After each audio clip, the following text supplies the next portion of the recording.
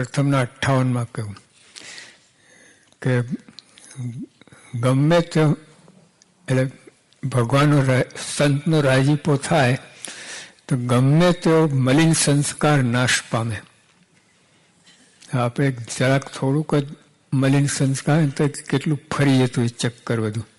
હા, મારે જો 100 કેરીમાં એક બગડેલી મૂકો તો 100 ને બગાડે, 100 મળીને એકને ના સુધારે. જો કુસંગ જનક રાજા જેવા હોય પણ તમે કુસંગ ના કરવું. કુસંગ એટલું જબરું છે. તો મહારાજ કે ગમે તો મલિન સંસ્કાર હોય, કેવી વાત કરી. મલિન સંસ્કાર તોય આ જો મોટાનો રાજીપો થાય ટળી જાય. પછી રંગ હોય તો રાજા થાય. અત્યારે બહુ દિન જો રંગ કરતા દીવાન થઈ ગયા સ્વામીના ગુણાત્માના આશીર્વાદથી. ગમે તો ભૂનું પ્રારબ્ધ હોય તો રૂડું થાય. આ છે ને કોઈ પ્રારબ્ધ ફેરવી ના શકે, કોઈ નહીં. બ્રહ્માંડની અંદર કોઈ પ્રારબ્ધ ફેરવી ના શકે. તો સંતનો રાજીપો થાય, આ સંતની બીજા સંતની ખબર નથી આપણે, પણ આ ગુણાતીત સંતની વાત મહારાજ કરે કે આમનો રાજીપો થાય પ્રારબ્ધ ફેરવી નાખે. તો કેવો પ્રારબ્ધ? થોડોક ઘણો 1-2% મચોડે નહીં, મારા સ્ટીયરિંગ એટલે આખું મચોડી નાખે. ભૂંડા પ્રારબ્ધને રૂડા કરી નાખે. કેટલી તાકાત કહે. મલિન હોય, મહાપાપી હોય, આ હોય, પણ તોય બધું ટાળીને અક્ષરધામનો અધિકારી બનાવી દે.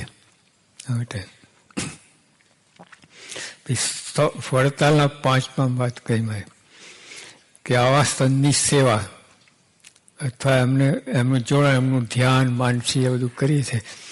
ભગવાનની સેવા કરીએ એવી એમની સેવા થાય. ભગવાન માટે 5 રૂપિયાનો ખર્ચ કરે તો આવા સંત માટે પણ 5 રૂપિયા ખર્ચ કરે તો 100 જન્મે કસરત આ જન્મે ટળી જાય. આપણે જૂના મંદિરના પૂછે તમને કે ભાઈ ત્યાં સાધુને સાથે શું કામ પધરાવજો ભગવાનની સાથે? તો આપણે એકદમ આસાનીથી ઠંડે કલેજે કેવું કે ભાઈ 100 જન્મ લેવા નથી,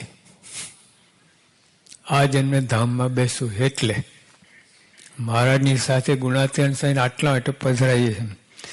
એકદમ ઠંડે કરે, નિશ્ચિંત થઈને દ્રઢતાપૂર્વક અમે 100 જન્મ લેવા નથી અને આ જન્મે ધામમાં બેસી ગયો એટલે પધરાઈએ છીએ. શાસ્ત્રીએ કંઈ નવું કર્યું નથી, પોતાનું ઘરનું કાઢ્યું નથી. મહારાજના સિદ્ધાંત પ્રમાણે આ બધું કર્યું છે. આ વડતાલ પાછા જબરજસ્ત આ વાત લખી છે. એટલે કોઈ અવિદ્વાન વાત છે જ નહીં, જાણતા નથી. પછી મધ્યના 7માં મહારાજ કહ્યું, મહારાજ કહે કે કોઈ મોટા પુરુષ હોય એની અતિશય સેવા કરે તો ભગવાન તે દ્રષ્ટિ કરે એને એના વિકાર માત્ર ટાળી નાખે. યોગીઓ બહુ કહેતા હોય કે સેવા કોની? સંતની. અને દ્રષ્ટિ કોણ કરે? ભગવાન. જો પછી એક બહુ મુદ્દાની વાત યોગીઓ કહે, કઈ મુક્તાન સ્વામીનો પ્રશ્ન છે. તો મુક્તાન તો મોટા સંત થયા કે નહીં? તો મહારાજ મુક્તાન છે મોટા સંતની વાત કરે છે તે કોણ? યોગી બાપા પૂછે. કોઈ પૂછ્યું જ નહીં તો મહારાજ બતાવતા ગુણાતીત. હા, તો કેવું કહેવાય? એટલે અહીંયા મોટા સંત એટલે ગુણાતીત સંતની જ વાત છે. મુક્તાંત બધા મોટા ખરા પણ ગુરુ તરીકે નહીં. હા, એટલે આ ગુણાતીત ગુરુ એને જ ગુરુ કહેવાય. આપણે ત્યાં અસલી જેનાથી મોક્ષ થાય. બીજા ગુરુ તો બીજું બધું કામ થાય ના થાય, આશીર્વાદ આપે, આ લોકોનું બધું જે બધું થાય આમ બધું, પણ મોક્ષ માટે તો આ જ ગુરુ, ગુણાતીત ગુરુની જ વાત છે. પછી ગુણાતીત સ્વામી બોલ્યા, કોટી જન્મે કસરત ટળવાની તે આ જન્મે ટળી જાય.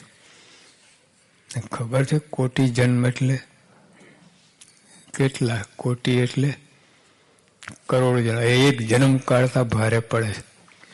આપણે બધા બેઠા છીએ તો એક વાર તો વિચાર આવે છે કે બરી વાર કરતા મોત આવે તો સારું. બોલો, આવું કંટાળો આવે છે કે નહીં? એકાદ તો મનમાં આવું થયું જાય, બરું મોત આવે તો સારું. આવી જિંદગી છે, ઢસડા છે, કોઈ જીવતું નથી, ઢસડાય છે.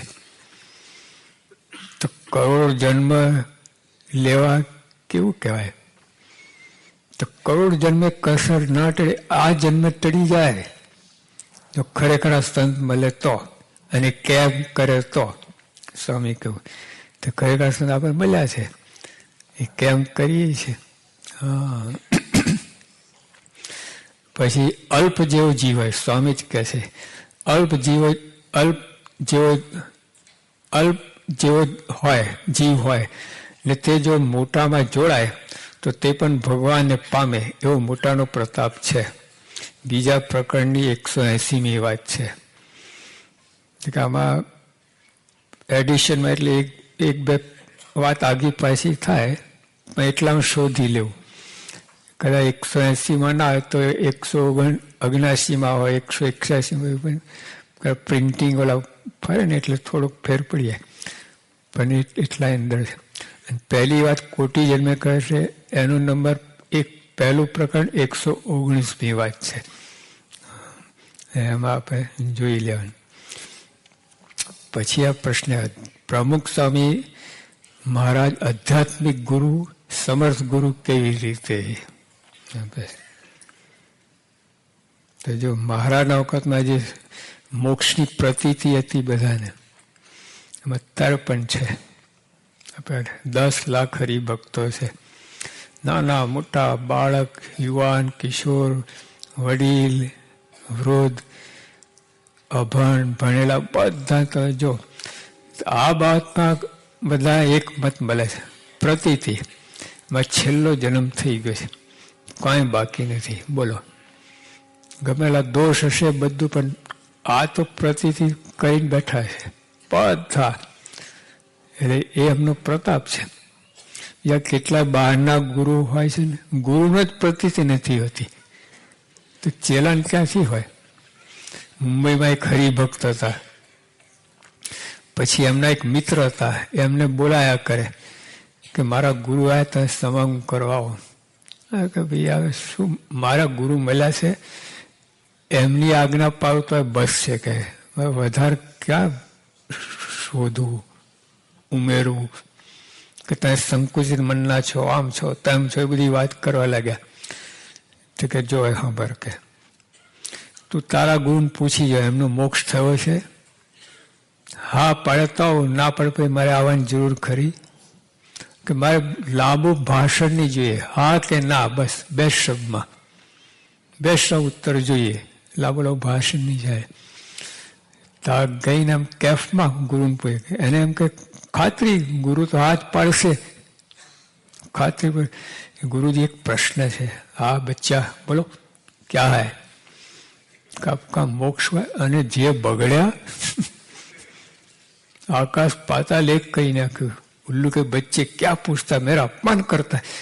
અરે અપમાનની ક્યાં વાત છે? આ સન્માનની વાત છે. તમે હા પાડો સન્માન, પણ આમ ઊંધું છે બીજું ત્રીજું, પણ હા ના બોલે, ના બોલે.